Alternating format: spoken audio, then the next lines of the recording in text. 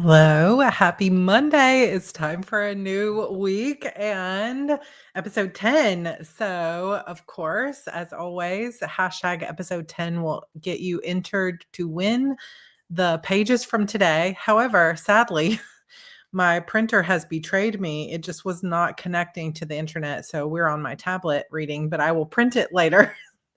Oh, Janine says it's going to be so cold here tonight. Yes, that was us last night. It was 33 degrees when we woke up this morning, which is very cold for this time of year for us. So definitely, oh, you're going to be 41. Yeah, we're thinking about getting a fire going because it is 50 right now, but it's going back down, I think, into the 40s or 30s tonight. So it's cold.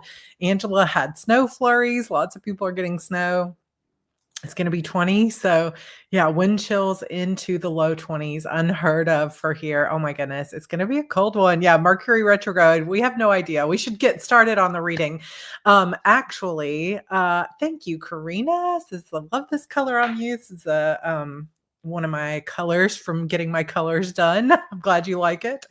So we're going to make a little bit of an alteration in our plans for this week.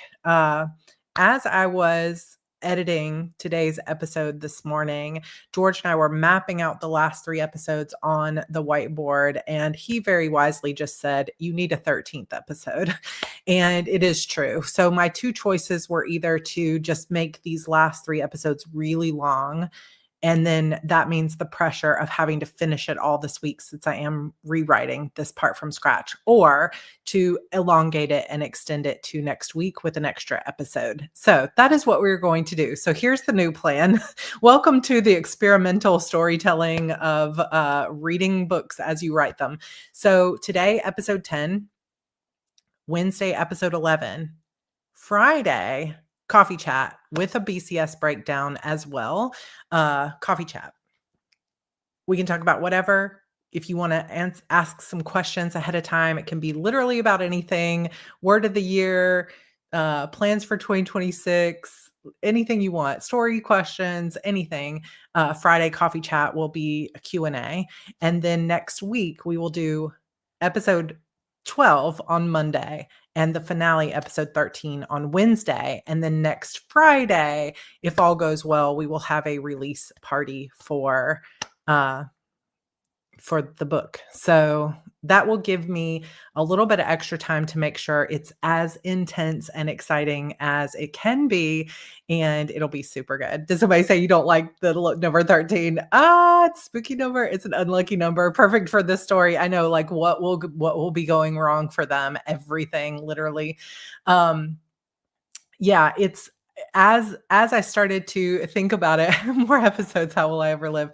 This also lets me know that I probably will be going back to the beginning to elongate some of that, like opening chapters and things like that for the book. So again, I have decided not to place the book on pre-order just yet because I don't want the stress of also being like, let me put it on pre-order and then not being able to meet that deadline. So I will let you guys know when that goes up, but otherwise there may not be a pre-order. It might just be like, okay, guess what? The book is live, and that's fine too.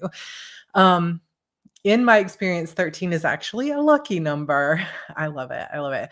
Yeah. So this, I feel like every time I'm thinking this book's going to be about 40,000 words. Like I originally thought 3,000 words an episode, it'll be about 36,000 words. And I was concerned because I thought, oh, the paperback's going to be so tiny.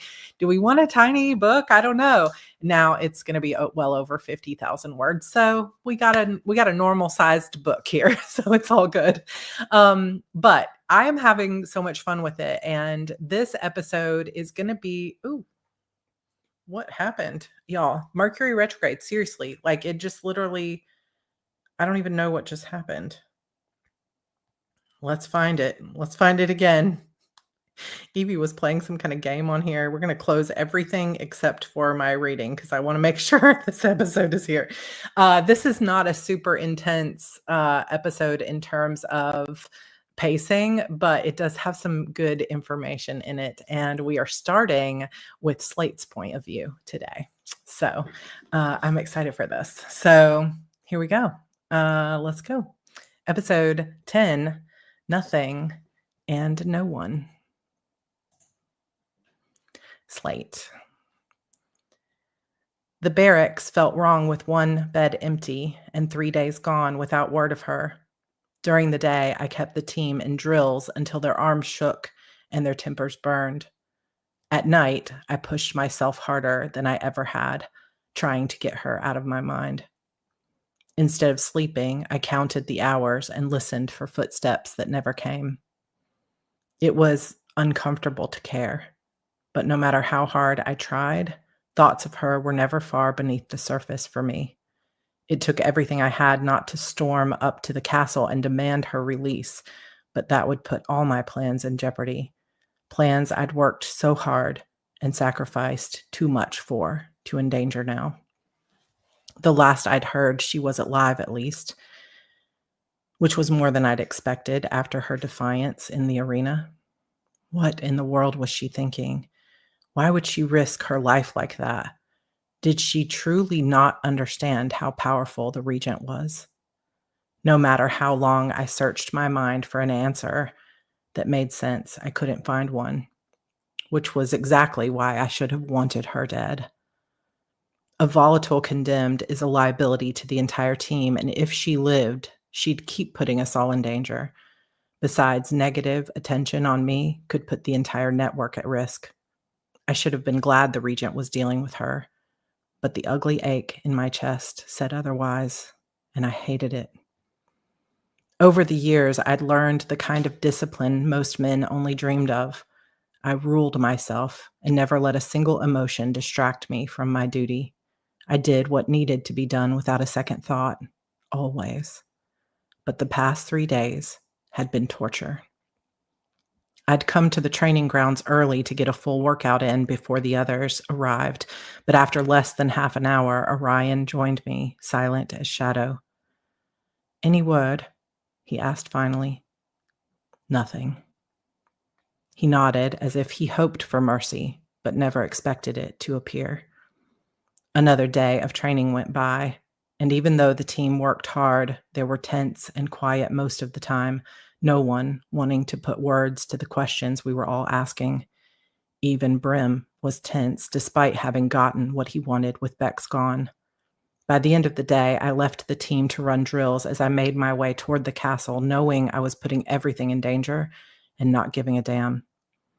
That's when a shadow detached itself from the far corridor and came toward me with his head down and his hands empty. He had the wrong armor for a sentinel and the wrong gait for a noble. My heart betrayed me by speeding up at his approach. I nearly grabbed him by the throat, my impatience threatening to control my body in ways I'd never experienced. "Warden," he said, stopping exactly 2 paces outside the line of light. "What's your news?" He didn't look up. "You didn't hear this from me." "I never do," I said. "Word is the regent's letting your condemned go." My hands did not move, but something deep inside me shifted. "Why?" "I don't ask those kinds of questions," he said, a brief poisonous smile stretching across his thin lips. "But the dungeon wall is cracked from the drain room to the east stair." A muscle moved in my jaw before I could stop it. The regent was keeping her in the soulstone cells? "Rumor is your little witch not only survived it, she destroyed it," he said, unable to hide his admiration. "In her sleep." Heat under my ribs flared, the runes I never asked for twisting like a warning. I kept my voice level. I was her warden and her trainer, nothing more. "Rumors are a kind of poison, Jarek, not to be fully trusted." "When have I ever told a lie?" He shifted his weight, and the light caught a thin scar along his throat I'd never noticed before. "There's more, but it'll cost you." I narrowed my eyes into a threat, and he cleared his throat. "Another member of your team left the castle by the back staircase 2 nights ago." He finally lifted his gaze to me. "Big guy, half gargoyle if I'm not mistaken, though there aren't many of his kind left from what I hear." My stomach tightened. Brim. Had he been summoned to the castle, or had he gone on his own? Jarek wouldn't have the answer to those questions, but asking Brim about it directly might make the Regent doubt my loyalties if she was watching him. Of course, loyalty was a strange word in a place where betrayal was the only constant. I liked the kid too, but desperation and a desire for power could turn even the purest of hearts into the most vile. Jarek cleared his throat, bringing me back to the moment. I grunted and filled his hand with gems of various colors. "There's one more rumor I heard, but couldn't confirm," he said, glancing around nervously. He lowered his voice and leaned closer. "The Amethyst Priestess herself has expressed some interest in your new team. Might be why your witch is still alive." I did not show my surprise, but I felt it deep inside. Attracting the special interest of the priestess was never good for anyone. I dropped a few extra gems into his hand. "I was never here," he said. "You never are," I replied. He turned and I let him take 3 steps before I called out to him, "Jarek." He stopped. "I want to know the moment she's released." He looked over his shoulder, and for an instant I saw the boy he'd been before this place made him barely more than a shadow. "It's already underway." His footsteps faded into the darkness, and I stood in the silence he left behind, jaw tight, staring at the faint reflection of myself in the glass wall. I'd been many things since I first woke up here in the Shard all those years ago. A murderer, a pawn, a coward. But now I hardly recognized myself. She was alive somehow, and I couldn't decide if that meant salvation or ruin. I pressed my palms against the railing and looked down into the arena with its memories like ghosts. The 4 condemned I'd been tasked with training were down there now, running their drills. But how long would any of them be alive? And since when did I care? I'd played this game for decades, balancing between obedience and rebellion, serving the Regent while keeping my people alive long enough to matter. But one volatile witch with shadows in her veins and light in her eyes was enough to tilt my entire world. And for the first time in forever, I wasn't sure which side I was on anymore. The dragonfly pendant flashed again in memory. Sabine's sign. The price of an ancient favor I'd thought she'd forgotten to collect. I did not know what she wanted from Bex or from me, but the truth was becoming clear. If I made the wrong move now, I wouldn't just lose this team. I would lose myself. Reality shivered, overlapping itself for an instant. I closed my eyes and the future slid into focus like a blade, catching light. It always came like that, half a heartbeat before reality caught up. I saw Lavender handing her a golden potion, sentinels marching her down a violet staircase. She was on her way back to me even now. I forced my eyes open, pushing the wave of desire down so deep no one could find it, not even me. It was how I'd survived this long, seeing the world 3 seconds ahead of everyone else. But lately, it wasn't just the next breath or the next strike.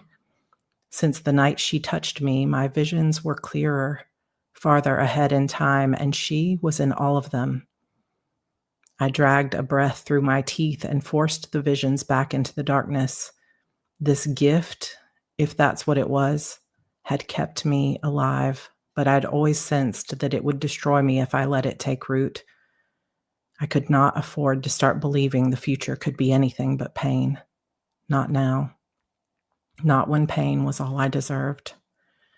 I turned toward the sound of approaching footsteps and forced my thoughts back behind the wall where they belonged.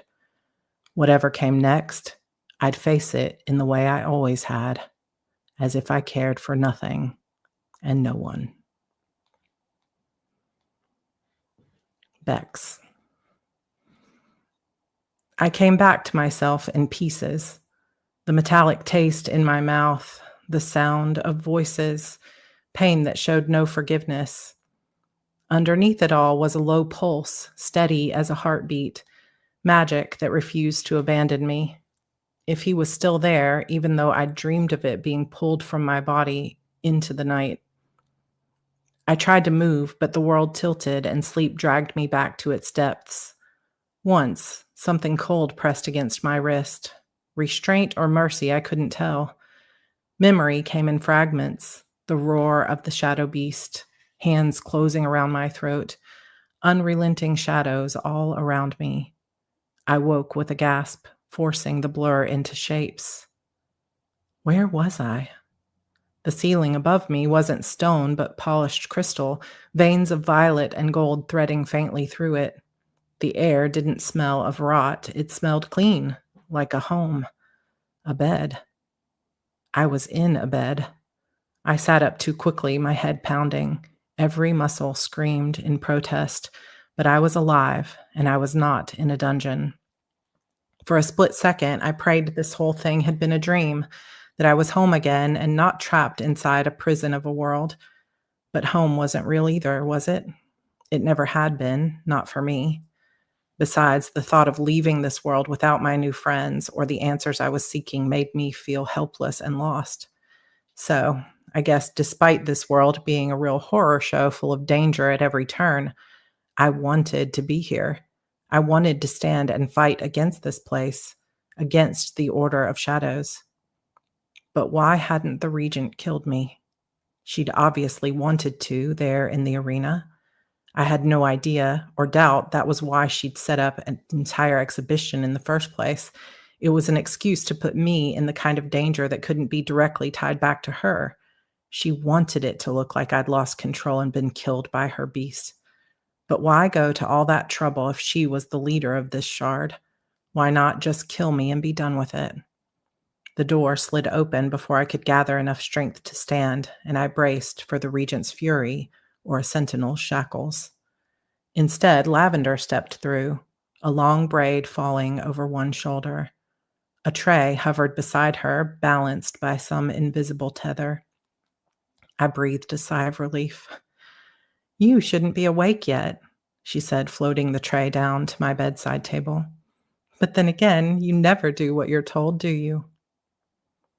To say I'm relieved to see you would be the greatest understatement of my life. My throat was dry. How long have I been out? 3 days, but this is the first time they've let me tend to you. She poured water into a cup and handed it to me. Drink. That was one order I was happy to obey. The water was room temperature and tasted faintly of dust, but it steadied the tremor in my hands. Why am I here? I asked, though I already suspected the answer. I remember something else. They had me in a cell, I think. I remember the heat of the floor against my cheek. Lavender didn't look at me right away. She mixed up several vials of liquid instead, each movement slow and deliberate. "They've moved you," she said evenly. "The cell was not safe anymore." Her gaze met mine just long enough for me to catch the warning in it. Not safe. She wasn't talking about the cell, she was talking about us, this room. It wasn't safe to openly talk here. I wanted to tell her that nothing was safe in this world, that someone had been in my room the night before the exhibition going through my things. I waited for her to say more, but instead, she reached for a cloth and wiped the soot from the inside of my wrist, her touch gentle but deliberate. "You'll do well to remember your place here," she said. It sounded like a correction, like a threat, but I closed my eyes and saw a flash of shattered stone and ash. I remembered the way the floor had burned beneath me before it exploded. Whether the memory was accessible on my own or because of that water she made me drink, I didn't know. But what I did know was that the cell I'd been in before this room had suffered a very similar fate to the chamber Maggie had died in just a few weeks ago, which meant the Regent had tried to drain my power with the Soul Stone, and she had failed. Lavender seemed to read my expression, and she nodded, her eyes dipping to the spot where the dragonfly pendant rested beneath the fabric of my uniform. She knew just as well as I did that the pendant had protected me again. The question was why. What did my life mean to someone as mysterious as Sabine? Who was she? Lavender chose a small vial of golden liquid from her tray and placed one final drop into the potion she'd been mixing for me. For the pain, she said, all business now. You'll need your strength. Another message, that her strength potion had also helped to keep me safe. I don't know how to thank you, I said, downing the new potion as a mix of emotions flooded through me. I was truly grateful for all this outside help, but what would happen when the Regent found this pendant and took it away from me, or when Lavender's potions weren't there to save me anymore? I would have been dead at least 3 times now without them. How would I ever learn to survive this place on my own? And why hadn't the Regent just killed me when the stone exploded? The door opened before I could ask more. 2 sentinels stepped in, gloved hands at their sides. By order of the Amethyst Regent, this condemned is to be returned to her warden. Lavender's expression didn't change, but her shoulders went still. For what purpose? To fight in tomorrow's games. Tomorrow? My stomach flipped over several times. Lavender said I was out for 3 days. We should have had more time. Lavender's mouth tightened in a thin line. So the games have been moved forward. She is not well enough to fight. The Regent insists. She forced a smile. We best not keep Her Majesty waiting. However, I request that she be permitted to come to me first thing in the morning. The sentinel nodded, and Lavender stepped back, bowing as they escorted me from the room. The corridor ahead was bright enough to sting my eyes. Every wall reflected pieces of me in fractured light. I walked between the guards, each step tentative. Nothing hurt as much as it should have, but the memory of the soul stone tugging at my power and coming up empty echoed like an ache inside me. At the landing, one of the sentinels pressed a rune on the wall and the glass parted, revealing a winding staircase leading downward. I followed him for what felt like an eternity until we finally came to the places I recognized. The barracks, the familiar path, the training ring. My breath caught as the team came into view. Callie, Alara, Orion, Brim, and Slate. He stood apart from the rest, a hardness when he looked up at me that was somehow louder than the crowd of thoughts in my head. How would I ever explain what happened? Would they even believe me? Warden, the condemned has been returned to your team in anticipation of the first round of games. His face showed no emotion. After what she's done, the Regent has granted her mercy. Mercy. The word made my stomach hurt. This wasn't mercy. This was a chess move. When the guards left, it was Callie who broke first. Her face cracked into something between a smile and disbelief before she darted across the floor and threw her arms around me. You're okay, she said, pressing her face into my shoulder. I barely managed a nod. I'm alive anyway.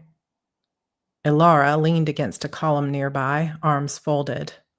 Well, look who crawled back from the dead, she said. Next time you want to make such a dramatic exit, give us a little warning. Next time, I echoed, though my throat tightened around the words. Orion nodded when I met his eyes. There was no anger there, thankfully, no judgment. But then there was Brim. He didn't move when I looked at him, didn't speak, just stood there like a mountain, eyes dark as onyx and twice as hard. Look, I'm sure you're all angry, and I'm not sure what you saw out there, I said, forcing breath into my lungs. But I want to explain what... Brim stepped forward, cutting me off. What we saw was you destroying any chance we had at victory. Because of you, we'll start the games with a disadvantage, the lowest team in the group. Callie shot him a warning look. Brim, no, he said sharply. She doesn't get a pass on this one. From what I saw, she was purposely trying to get us all killed. If we weren't on Slate's team, the Regent might have tortured us all for her defiance. I swallowed back guilt and confusion. You think I wanted our whole team to die? I think you were doing what you do best, thinking only of yourself, no matter how it affects those around you, he said. The Regent should have ended you for what you did. The silence that followed was sharp enough to cut glass. Even Alara lowered her eyes. Slate stepped forward, his voice calm but carrying. Whatever punishment the Regent put her through is likely worse than anything you can say to her now, he warned Brim before he turned on me. Even one step closer nearly made my knees buckle. There was so much anger in his eyes. If you ever do something so reckless and irresponsible again, I will punish you myself. Hot tears flooded the corners of my eyes, but I refused to let them fall. Was I a fool to think he might feel some relief that I was still alive and standing before him? I could not have imagined the connection between us. I simply couldn't have. We're done for the day. Slate started to leave, but then he turned as he reached the stairs. Get her something to eat, he said quietly to Callie, and rest, all of you. Round 1 of the Amethyst Games begins at dawn.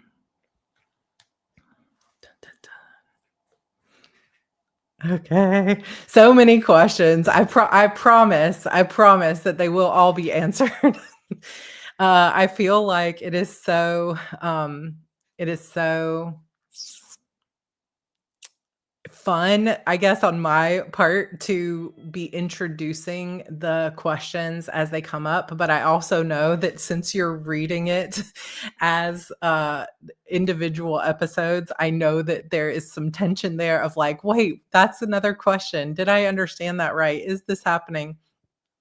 But I promise it is all planned.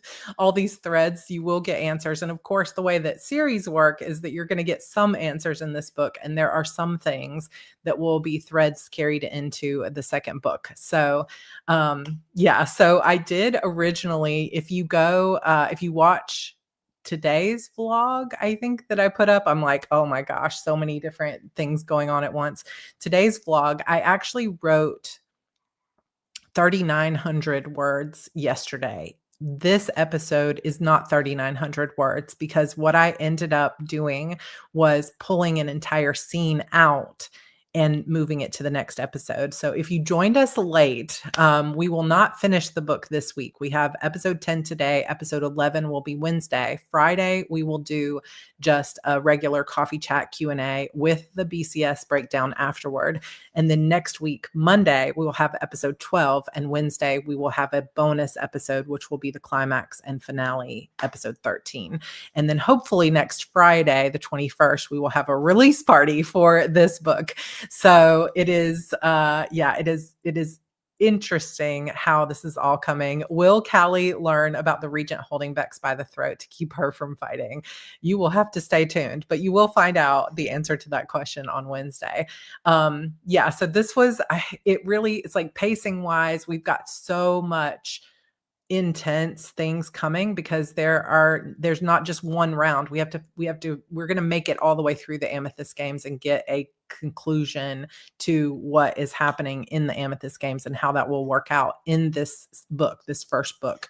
So there's a lot of fast-paced stuff coming. So you'll see episode 11 on Wednesday also starts with a little bit more of a introspection, a little scene that I think a lot of you that love Alara will also enjoy, because we're going to see a little bit more of her on Wednesday at the beginning of the episode. And then we're going to see the first round of the Amethyst Games on Wednesday as well.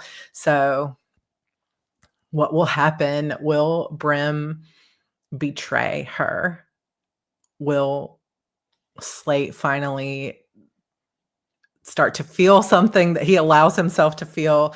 We don't know. But there's lots of little when you're reading it out loud, there might be things that you don't fully grasp because I know I'm packing a lot into each episode. But there are lots of little Easter egg moments like plants that will be revealed soon. So um, we shall see. We shall see. When will you reveal the next book's title? Should we just do that Friday at the coffee chat? That would work. We can do title / cover reveal on Friday, potentially. I love this and have so many questions, but I'm one-handed typing because my cat is in the other arm. We don't know, but we know you know.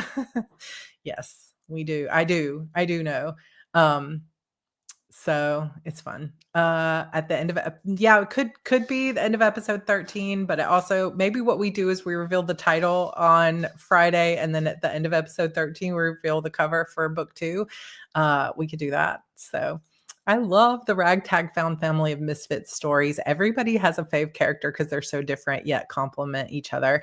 Yeah, and sometimes I have I think in a few different ways. We've got in previous books so many instances. If you've read the Shadow Demon saga, this is a recurring theme, but it occurs in all of my books. Really, is this idea of trust and trying to figure out, like, one of the hardest things in our lives as humans going around is really knowing who to trust. And that's why, like, even if any of you downloaded the Beautiful Demons wallpaper that I put up on my blog for the anniversary, I have it like right on my thing here. One of the most highlighted phrases in the books, like, you can see what has been highlighted most in your books.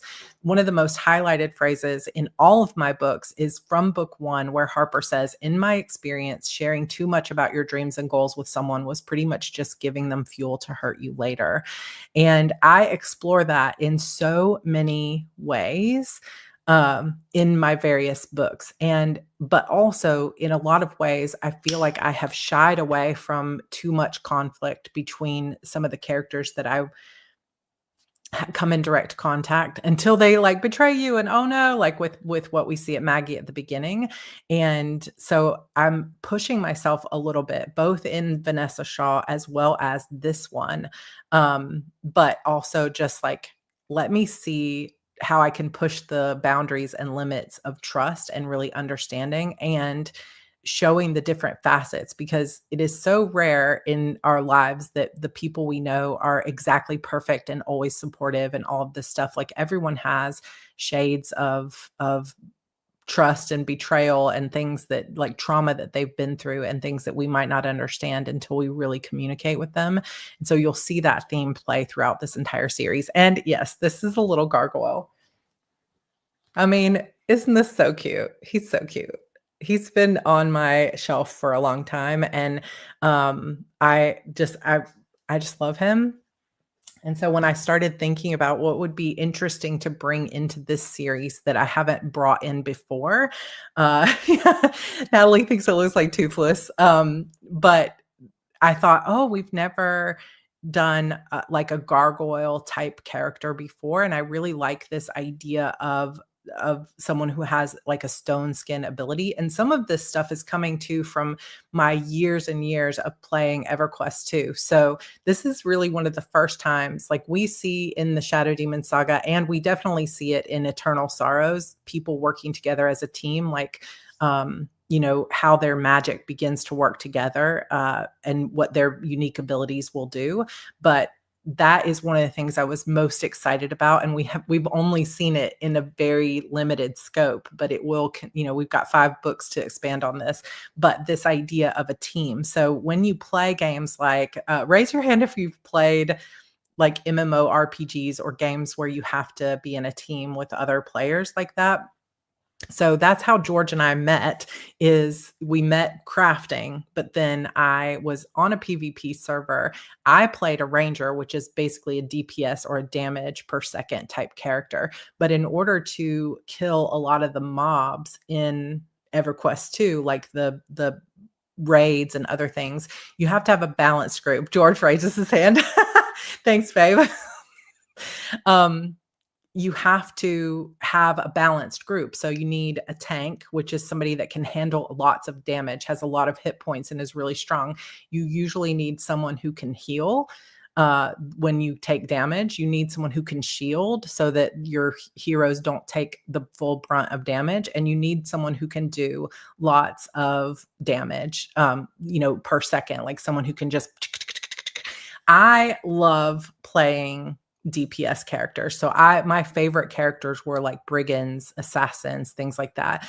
And George loves playing healers. So George often was a healer character. And when we were, so much rogue. Like, are you rogue too, Casey? I could see that. Gamer Geeks Unite, exactly. And some of you are probably being like, what? What are you talking about? But I love that team dynamic, and I don't actually have time to play those kind of team games anymore, but everybody sort of has their role. And so when I started really thinking through the plans for this series, I started thinking, how much fun would it be to build a balanced team in that way? So I did damage, George healed. Later in our PvP server experience, I played a tank, I played a guardian, and I ended up raid tanking, which means like you're the head tank in a group of 24 people, or 20, how many people in a tank group? I feel like it's 24 people were in a raid. Like World of Warcraft. My hunter was my fave. Yeah, exactly. But George, tanks pair easily with healers, right? So I was in a group. George's main character when we first met was a healer. And I met him on his ranger character, which was kind of lower level, but I knew from us talking that he had a high level healer. And so it just so happened that I'm in a group and we're trying to get this hard like mob down. And somebody was like, does anybody know a healer? And I was like, oh, I got that guy that made me laugh. Let me send him a private message and see if he wants to come heal the group. And like the rest is history, because he joined us and then he's like, do you have a MySpace? Oh, so funny. So much fun. And he was so sweet because I was like, here's a link to my MySpace. And because when you're in a game, you just see what people look like in their character. Like, you can't see who they really are. And he was like, I don't know if I can talk to you anymore because you might be the most beautiful woman I've ever seen. And I don't think I'm in your league. Oh my gosh, my sweet man. I just love him so much. We were just meant to be together. But, if he not had a healer, and had I not been, brave enough to reach out to him, you never knew. You would never know. We might have never happened, but we fell in love slowly over, rains of arrows and heels being gone out. So I know MySpace, how funny is that? It's just like back in the day. This was like 2007 or something. He has Riz. It was just, it was one of those things of like, I feel like I hadn't laughed in years, like truly laughed. And he made me laugh every time we talked. And the rest is history. He still makes me laugh. If you watch today's vlog, he still makes me laugh. He thought that I had turned off the camera, I think. And he goes, adventure. It just made me laugh so much. But yeah, so we will, as we move into these games, we will begin to see more of that team dynamic, because right now they don't really know what they're doing. They're just like truly in it for themselves, but they're starting to gel. So we're going to see how it plays out, and we'll have to see, what is Brim going to do? What will Slate do about it? What is Slate secretly up to? Like, there's so many good questions. And so, yeah, hopefully you guys are as excited as I am about extending it to one extra episode. We'll have 13 episodes. And I have a feeling when I'm writing book 2 that we will end up with more like 16 episodes, because they will just get longer. And hopefully you guys are here for it. I hope. Oh, thank you. Thank you, Casey. You're very sweet. I always played male characters. And when we were on TeamSpeak, people went crazy and they're like, what? You're not a man. I love that. You kind of never know when you're in games like that, because we were actually just talking about this the other night with Casey, I think, that it's like a lot of men prefer to play female characters because they're like, if I got to look at this character all day, I want them to look good. And you'll see women who play men, and it's always kind of hard to know. But Yeah, this is I am bubbly. George is very low key. I wouldn't call it like grumpy sunshine, but close. We're close to grumpy and grump and sunshine. But anyway, thank you guys so much for being flexible with me, for being understanding. And this actually not only gives me a chance to really make these last episodes richer and longer, but also gives me an extra week to make them even better and more intense. So we are in for a roller coaster. We will have on Wednesday, we will have the first half of the episode on Wednesday will be a little bit more like today, kind of chill, more relationship building. And then we will be in the thick of it, and it's not going to let up until the end of the book. So I hope you're ready for it. Again, if you want to follow along to with the text version, you can join the Broken Chapter Society, and there are instructions inside our Discord server, as well as the post tab for the membership on how to read. I'm going to go and put this episode in the website now. And then if you want to follow along as I write, I'm doing daily vlogs over at Heart Breathing. So I would, of course, love for you to follow me over there as well. All right, you guys. Thank you. And thank you again to everybody on the replay. Let me run and do this giveaway real quick before we go. And let me share it. We will pick. Hey, baby girl. I'll show you guys this. This is like, you know how they always say, okay, Journey, woo. Send me your address and Sarah at sarracannon.com, and I will send you the pages that didn't even print, but I will print them and send them out to you. George and I were just talking about how, like, when you have all these toys you buy for kids and then they pick like the box or the packaging is their favorite thing. Her favorite thing is what? My little. No, just zoom around on it. They'll see. It's a suitcase. It's her like mode of transportation is a suitcase. Could you get to fly? Oh my goodness. Oh, so fun. She said you just put your belly on it and you go wee. The kids are out of school tomorrow, so we're going to be practicing for the spelling bee. Hopefully when I get on for Wednesday's episode, I will be able to tell you that Andrew won the spelling bee. So send all the good vibes. If you are in the middle of cold or snow, I wish you all the warmth. And we will see you guys on Wednesday. Thanks so much, everybody. Super fast. So this is what you got to do. Get on it and go. Go wee. And so have fun with your suitcases. Who knew? All right. I love you guys. I will see you on Wednesday. Bye for now.